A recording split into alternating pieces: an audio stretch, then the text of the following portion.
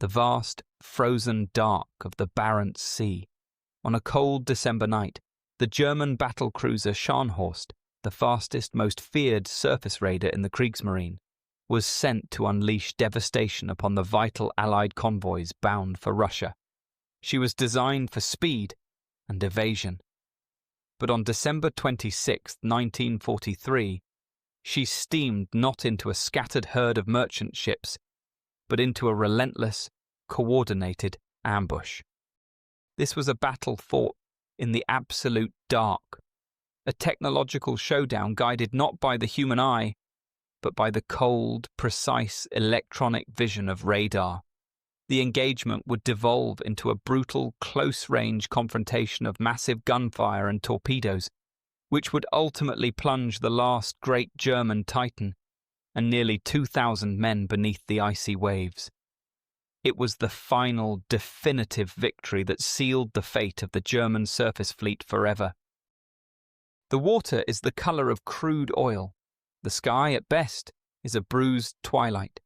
For nearly 6 months of the year, the Barents Sea off the coast of Norway is consumed by the perpetual night of the Arctic winter. This is the stage for a forgotten theatre of war, the Arctic Convoys. It is December 1943. From the ports of Iceland and Loch Ewe, across thousands of miles of the most volatile ocean on Earth, the Lifeline runs. This is convoy route JW, outbound to Russia, and RA, inbound to the UK, the only feasible path for Allied supplies, tanks, food, aircraft, millions of tons of munitions to reach the Soviet Union. To call it hazardous is a profound understatement. The cold is a weapon in itself. A wave breaking over a ship instantly sheaths the decks in treacherous, crippling ice. But the climate is not the greatest enemy. That distinction belongs to the German war machine, operating from the fortress-like Norwegian fjords. The stakes could not have been higher. The resources carried by these convoys, steel, rubber, aluminum, and most critically thousands of bombers and fighter planes, were the lifeblood sustaining the Soviet effort on the Eastern Front, the front where 80% of the German army was currently engaged. If the convoys were cut, if Stalin's supply chain failed, the entire strategic balance of the war would shift. The ships of the Allied merchant marine braved the weather, the U-boats that stalked their wakes, and the squadrons of torpedo bombers that prowled from the Norwegian coast. But the greatest, most sudden threat came from the German heavy ships. The German strategy in the Arctic was defined by one concept: the fleet in being. Adolf Hitler understood that even if his heavy surface ships rarely sailed, their mere existence tied up massive Allied naval resources. A single sortie by a German battleship could force the British Admiralty to divert an entire battle group, battleships, aircraft carriers, cruisers, away from the Mediterranean or the Atlantic. The king of this strategy, for much of the war, was the formidable battleship Tirpitz, lurking in her sanctuary.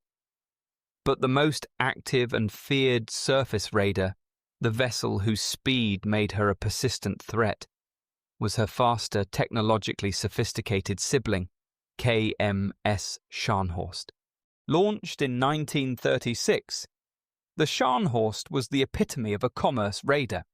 She was classified by the Royal Navy as a fast battleship, or by some as a battlecruiser, built on a revolutionary design that prioritized speed and range over maximum armament. Her 9 formidable 11-inch guns were indeed smaller in caliber than those carried by contemporary true battleships, but her ability to maintain a sustained speed of 31 knots meant she could outrun almost any capital ship that might challenge her. This was the philosophy of the fast raider: hit hard, then vanish over the horizon.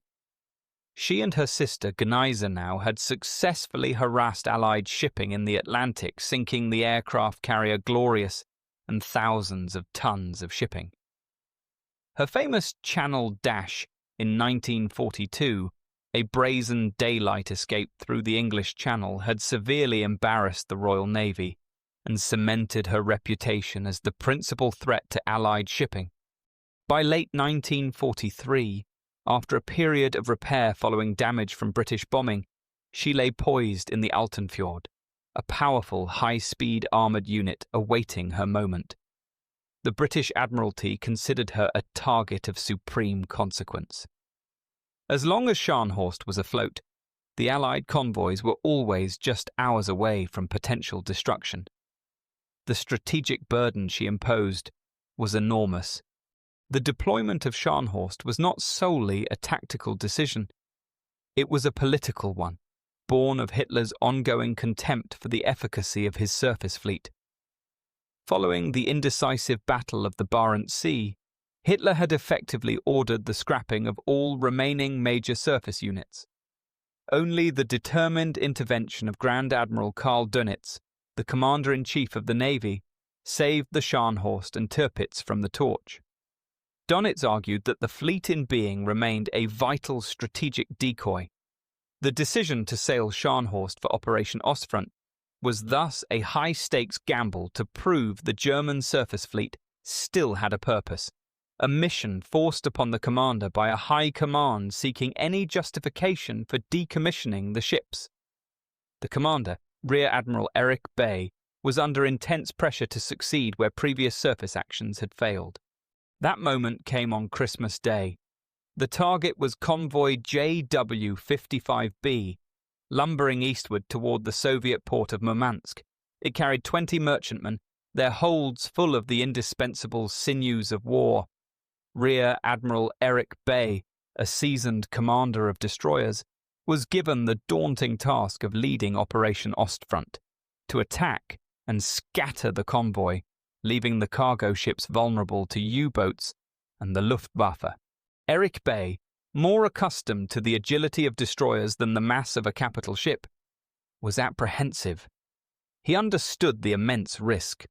The weather was vicious, with low visibility, driving snow, and a heaving swell that made navigation difficult for all vessels, German and British alike. He was skeptical of the mission, but orders were absolute. At 7 p.m. on December 25, 1943, the Scharnhorst, accompanied by 5 destroyers, slipped her moorings and vanished into the Arctic darkness. The trap had been sprung, but the German command did not know who was the hunter and who was the prey. The long, dark night of the sea had just begun. Thousands of miles away, in the chill quiet of the Royal Navy headquarters, Admiral Sir Bruce Fraser, Commander-in-Chief of the Home Fleet, received the news. It was not a surprise. Fraser was a gunnery specialist, a meticulous planner, known for his calm, almost cerebral approach to command. He was a commander who trusted data and analysis over intuition, and he understood the tactical shift the war was undergoing, from visual combat to electronic. He was the commander of the most powerful striking force available, the battleship HMS Duke of York, flanked by the cruiser Jamaica and 4 destroyers. Aboard the Duke of York, the atmosphere was tense, but focused. Fraser gathered his officers and made his famous declaration: "Gentlemen, the battle against Scharnhorst will be decided by whether or not we can put her to the bottom. If we fail, our cause in the Arctic is grievously set back. I want no mistake about this." His calm certainty was infectious. For years, Fraser had waited for this exact opportunity. He was determined that the Arctic convoys would not be ravaged again. Crucially, Fraser held a card Rear Admiral Bey didn't know existed: ultra-intelligence. Intercepted and decoded German signals confirmed Scharnhorst's exact sailing time, her intended route, and her objective. Fraser knew not only that she was coming, but where and when she was coming. He could plan an inescapable interception in the unforgiving void. Fraser's strategy was simple, elegant, and ruthless. He divided his forces into 2 perfectly timed components. First, Force 1, a screening force under the veteran cruiser commander Vice Admiral Robert Burnett, consisting of the light cruisers HMS Belfast and Sheffield and the heavy cruiser Norfolk. Their primary mission was to guard the convoy, but also to act as a decoy and a tripwire. They were instructed to engage Scharnhorst, hold her long enough to inflict damage, and crucially, drive her away from the convoy, right into the path of the executioner force. Burnett's role was arguably the most dangerous. He commanded ships vastly inferior to Scharnhorst in armour and armament, relying entirely on aggressive manoeuvring and the cloak of the storm. Second, Force 2, Fraser's own force, the main battle group. The centrepiece was the HMS Duke of York. The Duke of York was a battleship slower than Scharnhorst, but far more powerfully armed with 10 14-inch guns, and most importantly, equipped with a suite of advanced radar technology that provided a decisive edge in the Arctic night. Fraser's intention was to position the Duke of York between Scharnhorst and her Norwegian base, cutting off any possibility of retreat and ensuring that the trap was truly inescapable. He was not looking for a skirmish. He was planning a decisive, overwhelming engagement. Fraser's confidence was rooted in the preparation of his gunners and the technological sophistication of his armament.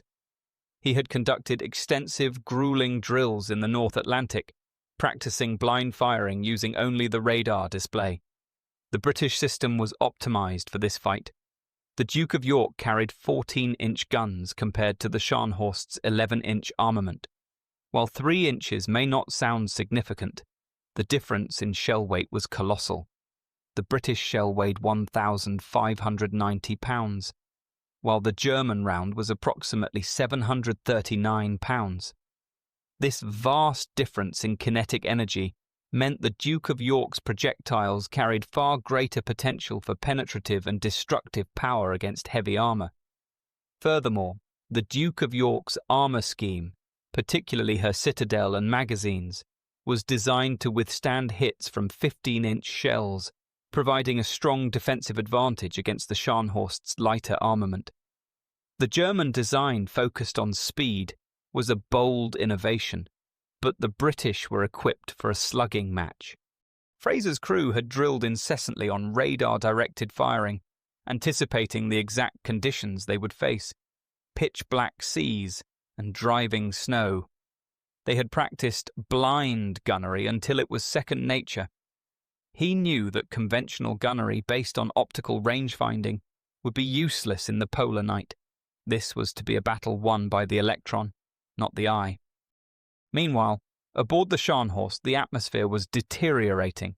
Admiral Bey was battling the technical limitations imposed by the harsh weather, which made coordinating his destroyers nearly impossible. The sheer ferocity of the weather and low visibility, which were equally dangerous for both sides, were robbing his destroyer screen of its effectiveness. In a moment of fateful haste, and perhaps overconfidence in his ship's speed, he ordered his destroyers to continue their search in the worsening weather, while he took the Scharnhorst on a northern course to search for the convoy himself, failing to notify the destroyers of his change in direction. Contact was irrevocably broken. The Scharnhorst was now alone, a single powerful ship, but with no supporting screen, blundering into a darkness that contained 2 coordinated waiting forces. This was the critical tactical mistake. It robbed Scharnhorst of her crucial early warning system and her anti-submarine screen. Bey had traded his safety for the hope of finding a convoy he did not know was so heavily guarded. The trap was set, baited, and closing. The first contact occurred just after 9 a.m. on the morning of December 26th. It was not optical. It was purely electronic. The light cruiser HMS Belfast, positioned at the head of Burnett's Force 1, picked up a strong contact on her radar screen at a range of about 35,000 yards. The blip was unmistakable, the massive metallic signature of a capital ship. It was Scharnhorst. Burnett's reaction was immediate and aggressive. He ordered the cruisers to close the range, knowing that his primary duty was to engage and report, regardless of the disparity in firepower. Within minutes, the 3 ships, Belfast, Norfolk, and Sheffield, were in position, their crews bracing for the overwhelming shock of German heavy shells. At 9:24 a.m., the silence was shattered by the sharp crack of star shells fired from Belfast. The flares burst high above the German ship, descending slowly on parachutes, momentarily bathing her magnificent, unmistakable profile in a harsh, frozen white light against the black canvas of the Arctic. Rear Admiral Bey was caught completely by surprise.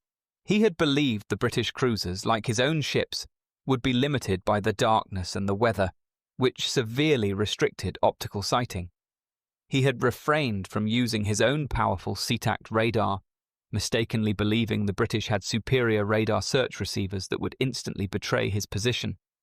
Now, he was bathed in light and under fire, his caution proving tragically ill-founded.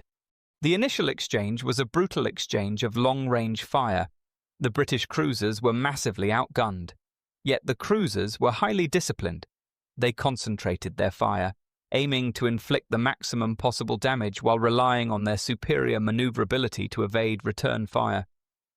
Scharnhorst fired rapidly, but largely missed, her optical range-finding severely hampered by the low light and driving snow. The British fire, guided by radar, found its mark. 2 critical hits struck the Scharnhorst. One shell impacted her aircraft hangar, but the second, an 8-inch shell from HMS Norfolk, struck her foremast, and in a moment that proved decisive for the entire battle, shattered the German battleship's forward SeaTac radar aerials and controls. In the howling snowstorm, the Scharnhorst was now completely and utterly blind. Her main gunners were forced to aim at the muzzle flashes of the enemy ships, a desperate, hopeless task in the heavy weather.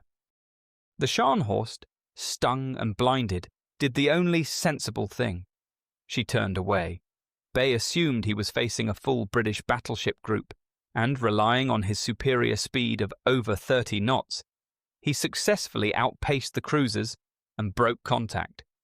Vice Admiral Burnett, knowing his orders were to lure, not to commit suicide, let her go.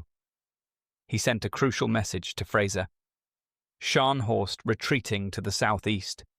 For a brief, agonizing period around noon, the battle seemed over. The British ships licked their wounds, Norfolk's radar was damaged, and the convoy seemed safe. But Bey, under immense pressure to achieve the objective that justified the sortie, made a second fatal decision.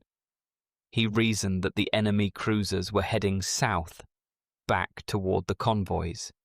He turned the Scharnhorst northwest, intending to circle wide and attack the convoy from another direction, thinking the British would expect a retreat. He did not know that the British cruisers were not retreating, but shadowing him from a distance, staying just outside visual range while maintaining electronic contact. At 12:25 p.m., the Belfast again picked up the blip. The Scharnhorst had steered directly back into the jaws of the trap. The second cruiser engagement, though brief, was intense and deeply costly for the British ships, confirming the sheer destructive power of the German vessel. Scharnhorst managed to score 2 hits on Norfolk with her 11-inch shells, disabling a turret and further damaging her already crippled radar. The cruisers, however, had fulfilled their mission. They continued their relentless pursuit, keeping her pinned in the search area and sending a constant stream of positional updates to the force steaming to intercept. The HMS Duke of York was closing fast, its massive 14-inch guns silent, waiting for the word. As the afternoon plunged into the absolute blackness of the Arctic night, Admiral Fraser's plan reached its climax. For over 2 hours, the Duke of York had been battling the rough seas, the immense battleship a massive engine of war moving inexorably toward its prey. On the bridge, the tension was palpable, yet tempered by Fraser's calm command. Every officer and man knew their training was about to be tested under the harshest possible conditions. At 4:17 p.m., the moment arrived.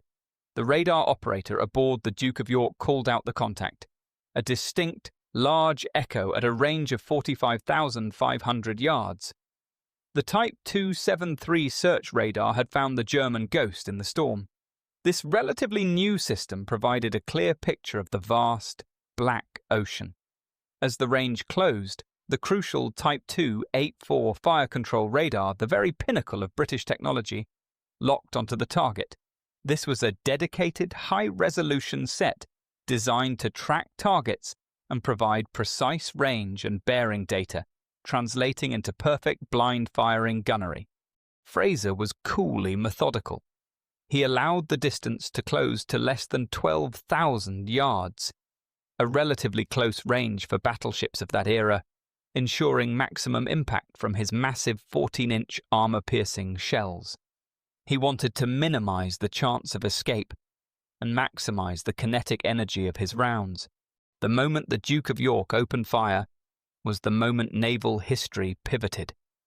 On the German bridge, commanders watched in confusion as massive shell splashes erupted around them before any enemy muzzle flashes were visible, because the British ship was too far away for the muzzle flash to be seen yet. The shells were directed by the Type 2 8-4 radar, a black and white display of electronic echoes, not the optical sights on the bridge. In the Duke of York's transmitting station, the gunnery control officer worked in the sterile glow of instrument lights, feeding corrections to the heavy guns based entirely on the returning radar signal. On the Scharnhorst, the chaos was immediate. With their own radar destroyed and the perpetual night swallowing all optical vision, they were left flailing, reduced to the fighting techniques of the First World War. This was an engagement engineered by superior technological application and planning. At 4:48 p.m., the execution began.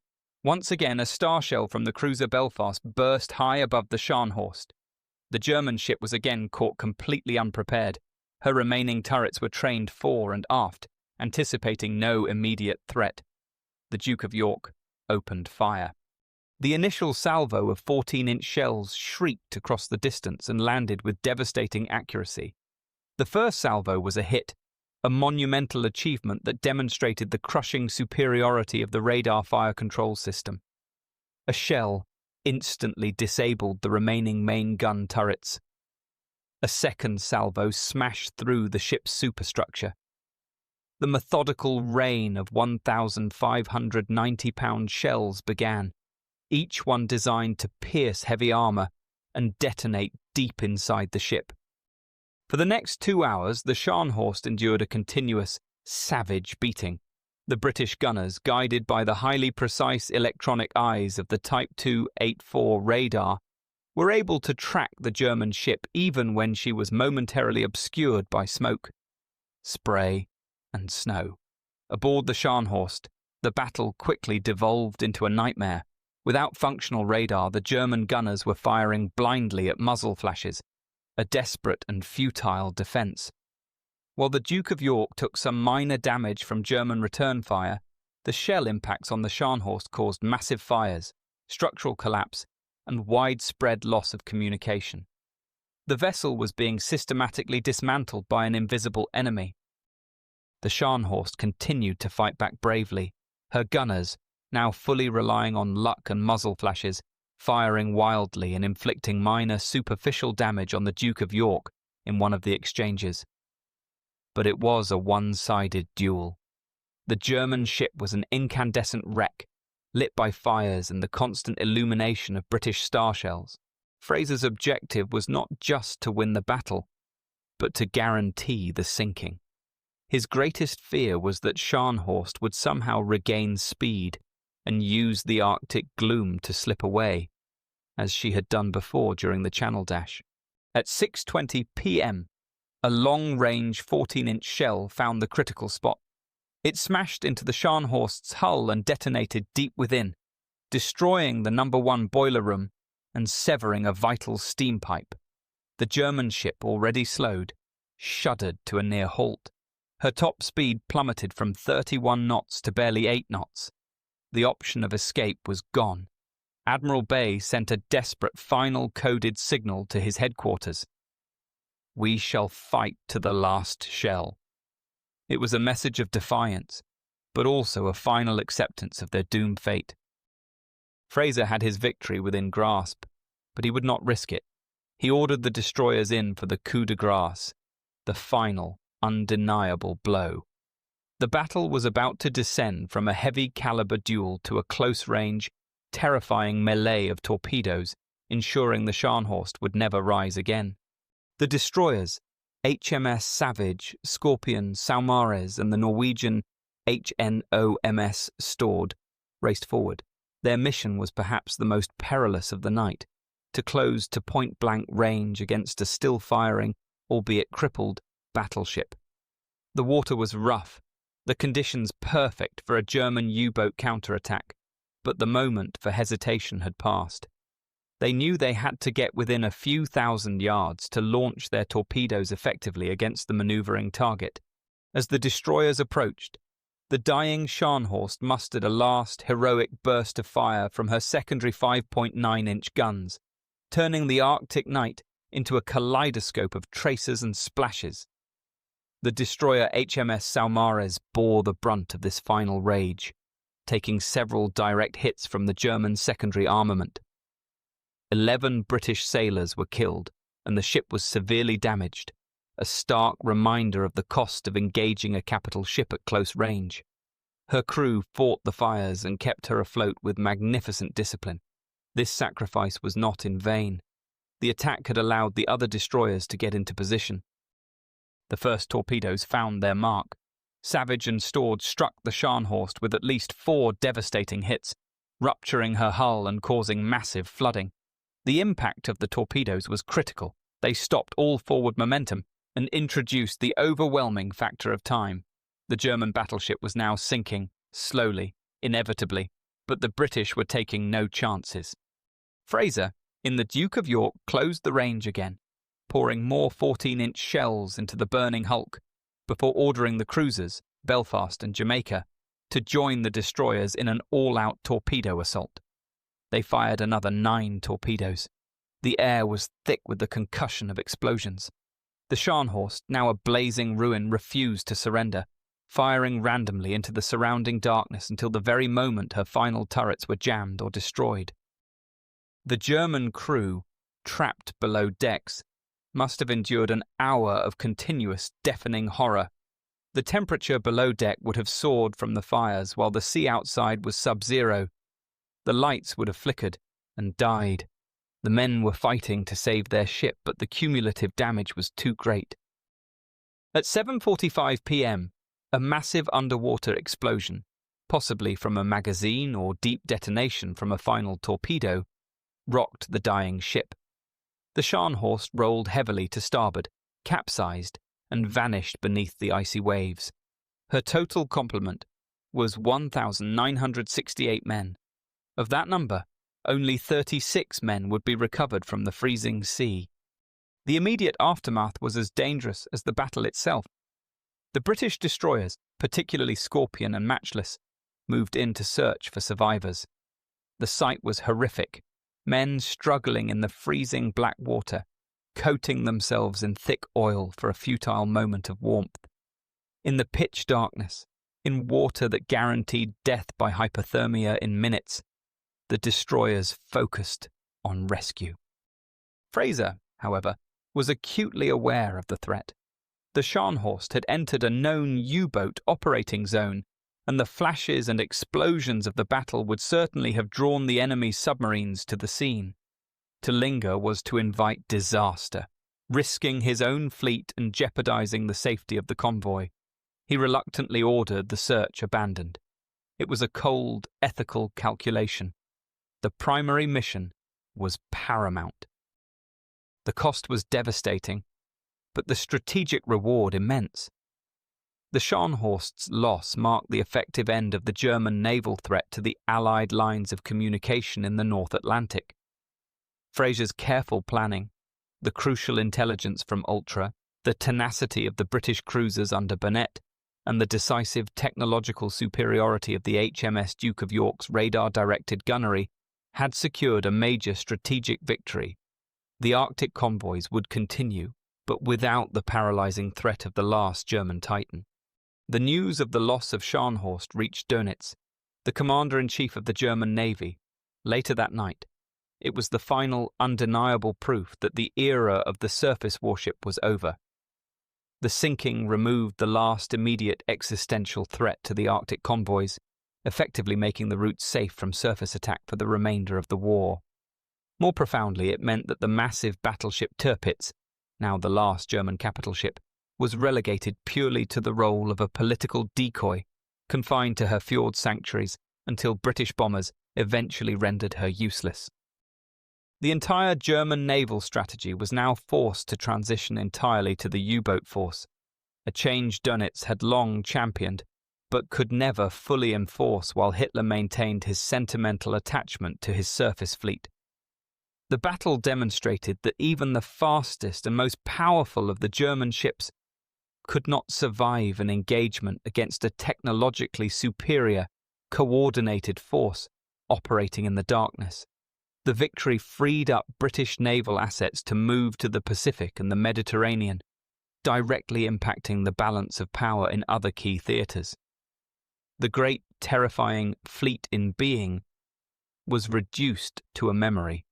Later that evening, after the adrenaline had subsided, Admiral Fraser paid a quiet, gracious tribute to his fallen adversary. He instructed his officers, "Gentlemen, I hope that if any of you are ever called upon to lead a ship into action against an enemy many times superior, you will command your ship as gallantly as Scharnhorst was commanded today." It was a respectful nod to the courage of Rear Admiral Bey and his men, but the verdict of history was clear.